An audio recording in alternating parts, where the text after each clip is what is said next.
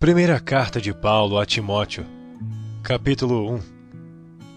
Paulo, apóstolo de Jesus Cristo, segundo o mandado de Deus, nosso Salvador, e do Senhor Jesus Cristo, esperança nossa, a Timóteo, meu verdadeiro filho na fé, graça, misericórdia e paz da parte de Deus nosso Pai, e da de Cristo Jesus nosso Senhor.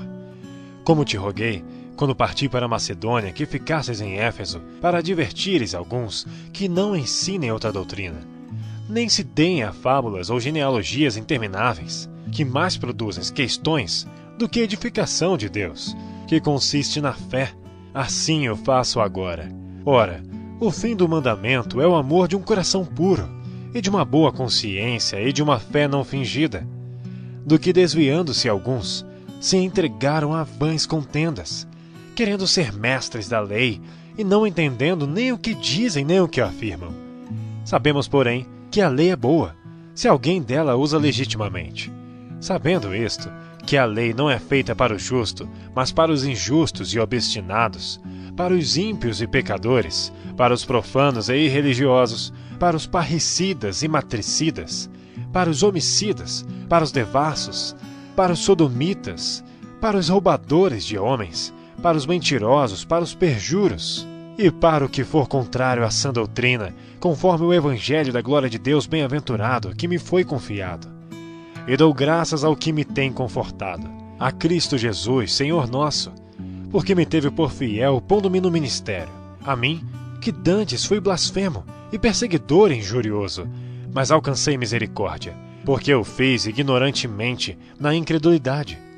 E a graça de nosso Senhor superabundou com a fé e amor que há em Jesus Cristo. Esta é uma palavra fiel e digna de toda aceitação, que Cristo Jesus veio ao mundo para salvar os pecadores, dos quais eu sou o principal. Mas por isso alcancei misericórdia, para que em mim, que sou o principal, Jesus Cristo mostrasse toda a sua longanimidade, para exemplo dos que haviam de crer nele para a vida eterna. Ora, ao Rei dos séculos, imortal, invisível, ao único Deus sábio, seja a honra e glória para todo sempre. Amém. Este mandamento te dou, meu filho Timóteo, que segundo as profecias que houve acerca de ti, milites por elas boa milícia, conservando a fé e a boa consciência, ao qual alguns, rejeitando, fizeram naufrágio na fé. E entre esses foram Himeneu e Alexandre, os quais entreguei a Satanás, para que aprendam a não blasfemar. Capítulo 2. Admoesto-te, pois, antes de tudo, que se façam deprecações, orações, intercessões e ações de graças por todos os homens, pelos reis e por todos os que estão em eminência, para que tenhamos uma vida quieta e sossegada em toda piedade e honestidade, porque isto é bom e agradável diante de Deus nosso Senhor, que quer que todos os homens se salvem e venham ao conhecimento da verdade.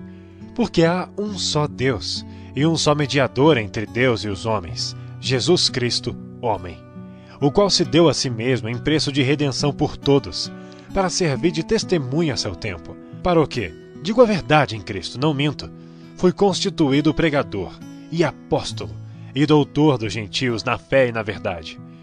Quero, pois, que os homens orem em todo lugar, levantando mãos santas, sem ira nem contenda.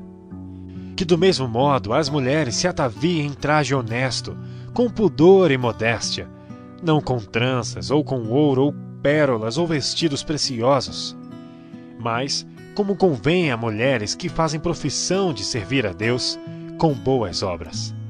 A mulher aprenda em silêncio com toda sujeição. Não permito, porém, que a mulher ensine, nem use de autoridade sobre o marido, mas que esteja em silêncio, porque primeiro foi formado Adão, depois Eva. E Adão não foi enganado, mas a mulher, sendo enganada, caiu em transgressão. Salvar-se-á, porém, dando à luz filhos, se permanecer com modéstia na fé, no amor e na santificação. Capítulo 3. Esta é uma palavra fiel. Se alguém deseja o episcopado, excelente obra deseja. Convém, pois, que o bispo seja irrepreensível, marido de uma mulher, vigilante, sóbrio, honesto, hospitaleiro, apto para ensinar, não dado ao vinho, não espancador, não cobiçoso de torpe ganância, mas moderado, não contencioso, não avarento. Que governe bem a sua própria casa, tendo seus filhos em sujeição, com toda a modéstia. Porque se alguém não sabe governar a sua própria casa, terá cuidado da igreja de Deus? Não neófito, para que, ensoberbecendo-se, não caia na condenação do diabo. Convém também que tenha bom testemunho dos que estão de fora, para que não caia em afronta e no laço do diabo. Da mesma sorte os diáconos sejam honestos, não de língua dobre, não dados a muito vinho, não cobiçosos de torpe ganância, guardando o mistério da fé numa consciência pura. E também estes sejam primeiro provados, depois sirvam, se forem irrepreensíveis. Da mesma sorte, as esposas sejam honestas, não maldizentes, sóbrias e fiéis em tudo. Os diáconos sejam maridos de uma só mulher, e governem bem a seus filhos e suas próprias casas, porque os que servirem bem como diáconos adquirirão para si uma boa posição e muita confiança na fé que há em Cristo Jesus. Escrevo-te estas coisas, esperando ir ver-te bem depressa. Mas se tardar, para que saibais como convém andar na casa de Deus, que é a igreja do Deus vivo, a coluna e firmeza da verdade. E sem dúvida alguma, grande é o mistério da piedade. Deus se manifestou em carne, foi justificado no Espírito, visto dos anjos, pregado aos gentios, crido no mundo, recebido acima na glória.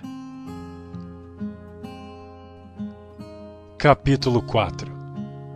Mas o Espírito expressamente diz que nos últimos tempos apostatarão alguns da fé, dando ouvidos a espíritos enganadores e a doutrinas de demônios, pela hipocrisia de homens que falam mentiras, tendo cauterizada a sua própria consciência, proibindo o casamento e ordenando a abstinência dos alimentos que Deus criou para os fiéis e para os que conhecem a verdade, a fim de usarem deles com ações de graças.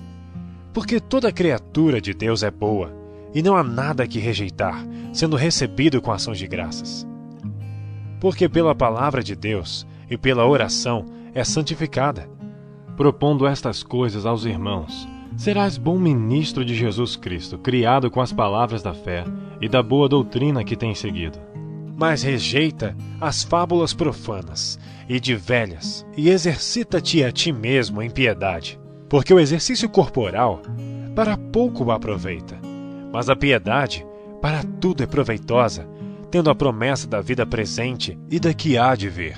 Esta palavra é fiel e digna de toda a aceitação, porque para isto trabalhamos e lutamos, pois esperamos no Deus vivo, que é o Salvador de todos os homens, principalmente dos fiéis. Manda estas coisas e ensina-as.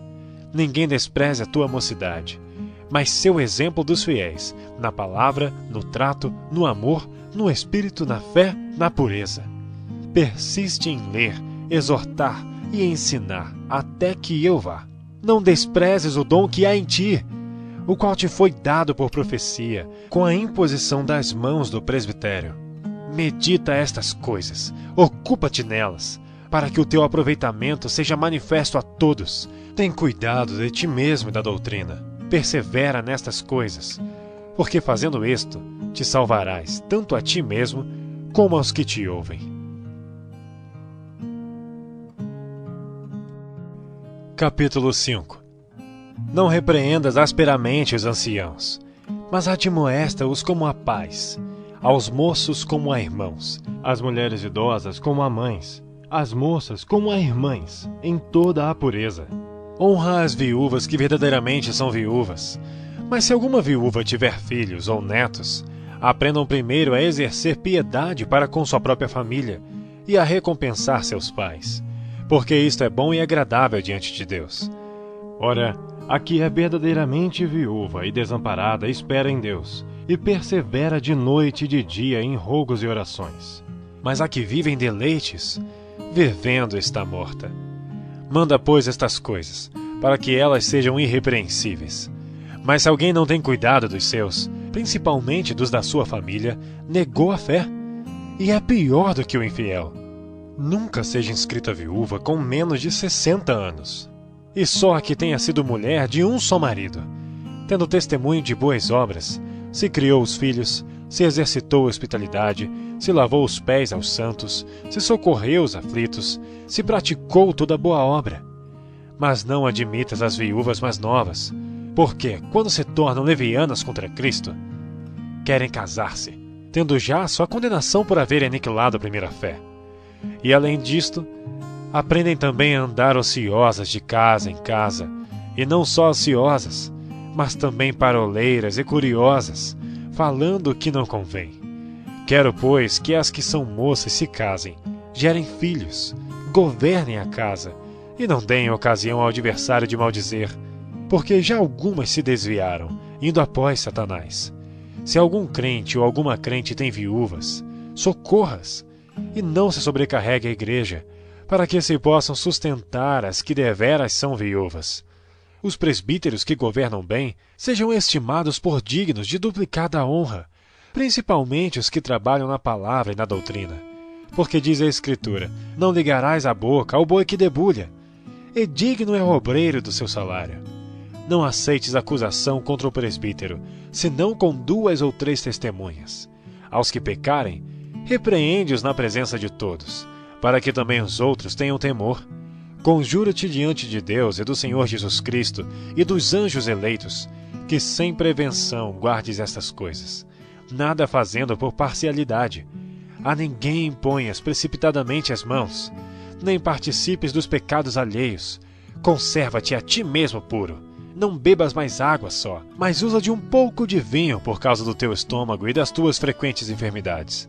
Os pecados de alguns homens são manifestos precedendo o juízo, e em alguns manifestam-se depois.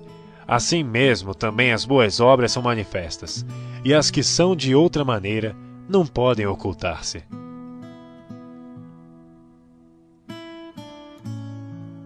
Capítulo 6. Todos os servos que estão debaixo do jugo estimem a seus senhores por dignos de toda a honra, para que o nome de Deus e a doutrina não sejam blasfemados.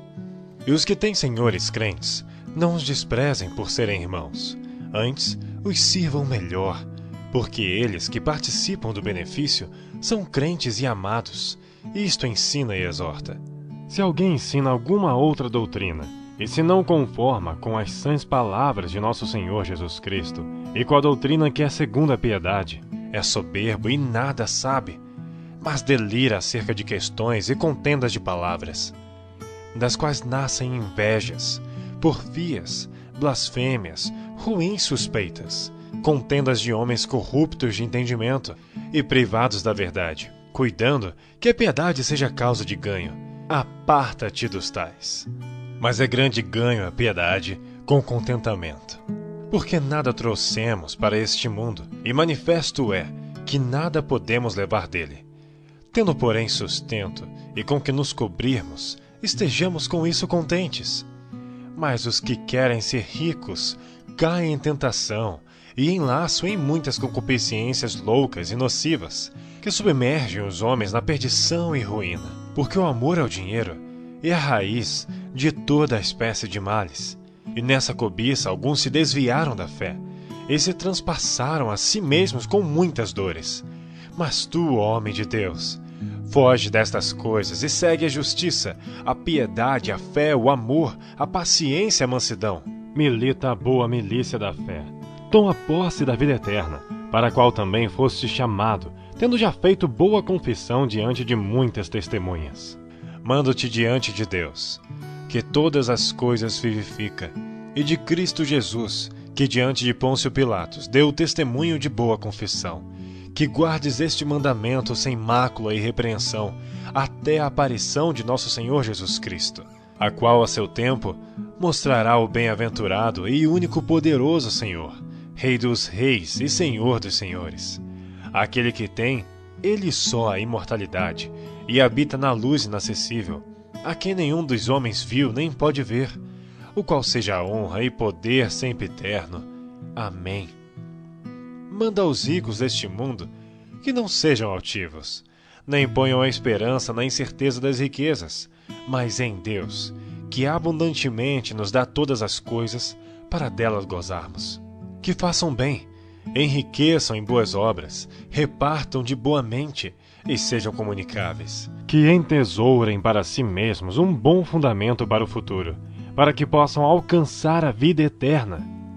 Ó Timóteo, guarda o depósito que te foi confiado, tendo horror aos clamores vãos e profanos e às oposições da falsamente chamada ciência, a qual, professando alguns, se desviaram da fé. A graça seja contigo. Amém.